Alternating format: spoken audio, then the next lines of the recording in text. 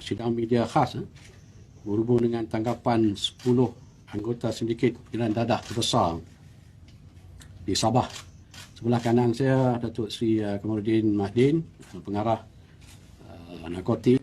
Sebelah kiri saya Timbalan Pengarah Narkotik Datuk Zainuddin dan Datuk Zainal Madasari daripada JSK. Untuk makluman rakan media sebagaimana yang kita sedia maklum, selepas 40 tahun kita menghadapi isu dadah ni yang disiharkan sebagai musuh nombor satu negara pada 1983.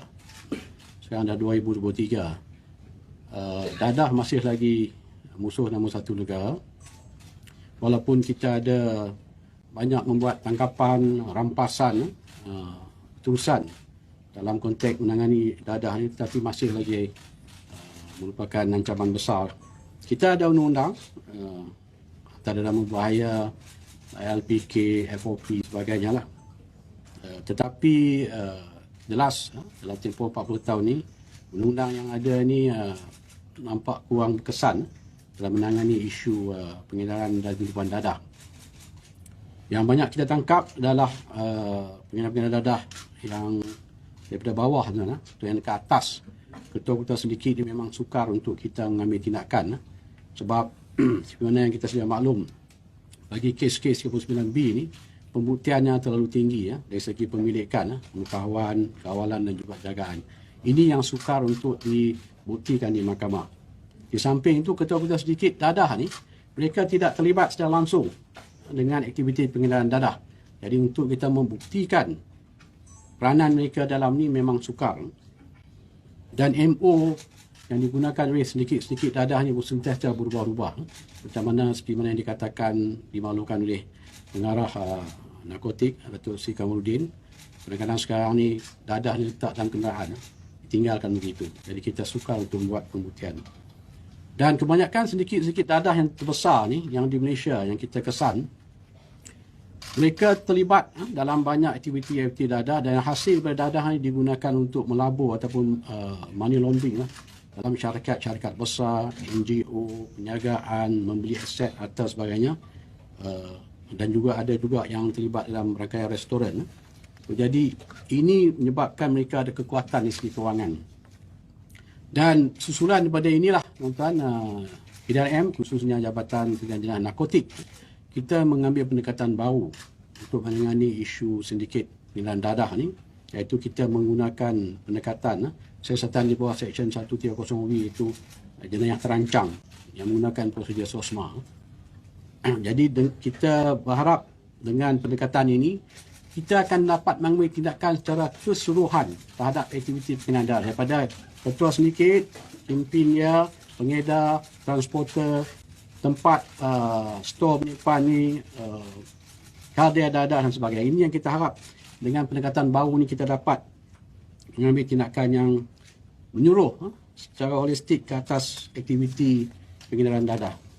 Dan untuk makluman rakan media, pada 25 Disember jam 2.30 pagi satu operasi khas telah dilancarkan oleh Jabatan Siasatan Narkotik dengan kerjasama Eskom Sabah dalam mementras satu sindiket dadah paling besar di Sabah. Dalam operasi ini, beberapa serbuan telah dibuat di sekitar Kota Kinabalu, pantai timur Sabah, melibatkan daerah Tawau dan juga Sembuna. Hasil daripada operasi ini, seramai 10 lelaki yang merupakan ketua sindiket dan juga ahli yang telah berjaya ditahan. Dan tanggapan ini melibatkan ketua sindiket yang berusia 40 tahun, yang merupakan seorang ahli perniagaan, yang mana sebelum ini pernah ditangkap di bawah, diambil tindakan di bawah Seksyen 3(1) adalah merbaya LPK. Yang kedua melibatkan dua individu, masing-masing berumur 36 tahun, iaitu seorang peniaga, dan 48 tahun, pembantu peribadi kepada ketua sindiket yang merupakan ahli kanan sindiket ini. Yang ketiga, seorang pejabat awam berumur 44 tahun yang merupakan warga agensi penguatkuasa. Beliau memainkan peranan sebagai transporter bagi sindiket ini. Yang seterusnya, seorang individu berumur 34 tahun, ini seorang buruh yang merupakan kalder dadah bagi sindiket ini. Seterusnya, Dua individu masing-masing berumur 32 tahun merupakan penyelia tapak dan 45 tahun pengarah urusan rangkaian restoran yang menguruskan aspek keuangan sedikit ini. Seterusnya, dua lagi individu berumur 30 hingga 31 tahun merupakan seorang penganggur yang merupakan pengedar dadah bagi sedikit ini. Dan yang terakhir, seorang individu berumur 48 tahun, seorang penganggur yang merupakan tontor yang bagi memantau aktiviti sedikit dadah ini. Kesemua tangkapan disiasat di bawah Seksyen 130V Kanun Kesiasaan Kesalahan Jenayah Terancang, dan kita menggunakan prosedur SOSMA, siasatan SOSMA, langkah Akta Kesalahan Keselamatan, langkah-langkah khas. Siasatan ini dikendalikan sepenuhnya oleh Jabatan Sedang Jenayah Narkotik Bukit Aman. Untuk melemahkan media juga, sindiket ini telah dikesan beroperasi sejak tahun 2015 dan disikan menunjukkan sindiket ini merupakan sindiket terbesar di Sabah dan mempunyai jaringan pengedaran antarabangsa dan juga tempatan. Mereka mendapat bekalan dadah syabu daripada negara jiran di Semenanjung untuk disudup ke pasaran di seluruh Sabah, terutama juga di pantai timur Sabah, Filipina dan juga Indonesia. MO yang digunakan oleh sindiket ini, yang pertama mereka mendapat bekalan dadah daripada sebuah negara jiran di Semenanjung Malaysia. Dadah ini seterusnya dibawa ke Sabah dengan menggunakan kalder dadah, menggunakan syarikat penerbangan komersial dan juga kiriman melalui kargo laut. Dan seterusnya bekalan dadah ini akan disimpan di Sabah sebelum diagihkan untuk gunaan di sekitar pusat-pusat hiburan Sabah sebelum disudup kepada pembeli di Indonesia dan juga Filipina. Kita juga selain pada menjaga kesihatan di bawah Seksyen 130V ini, Kanun Kesiasaan Kesalahan Jenayah Terancang, kita juga akan mengambil pendekatan untuk menyiasat di bawah mengambil tindakan di bawah Akta Pencegahan Penerimaan Wang Haram Amlat Puah. Kalau sebelum ni kesalahan di bawah 39B, kita menggunakan Akta Penuncut Hakkan Harta ataupun FOP, tapi sekarang kita guna AMLA. InsyaAllah dengan pendekatan ini kita akan dapat merampas semua aset-aset wang tunai yang dimiliki oleh sindiket ini.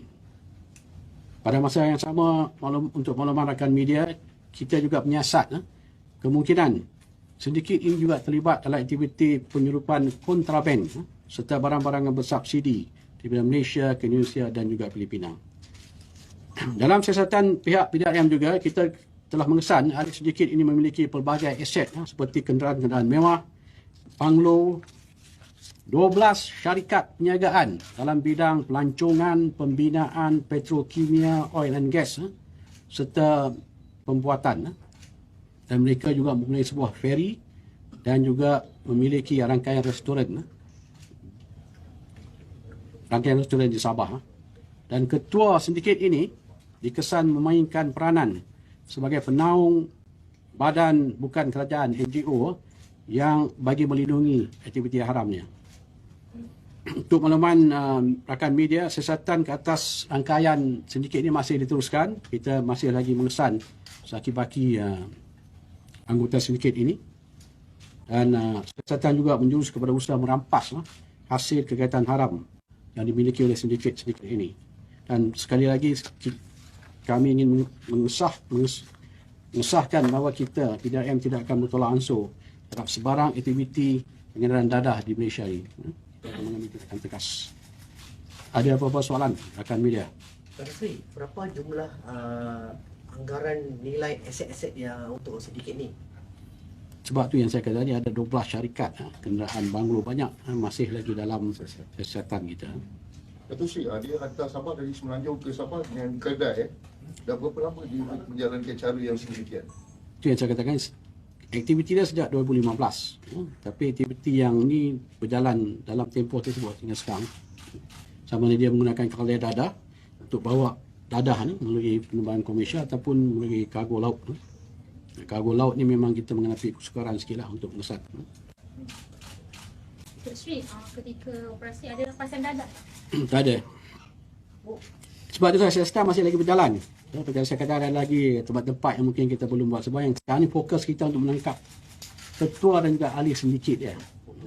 Ini bukan kes biasa yang 39B tu, kita rampas dengan dadah. Ini kita nak menangani isu sindiket. Ni first time guna sosma ke Tok Sri?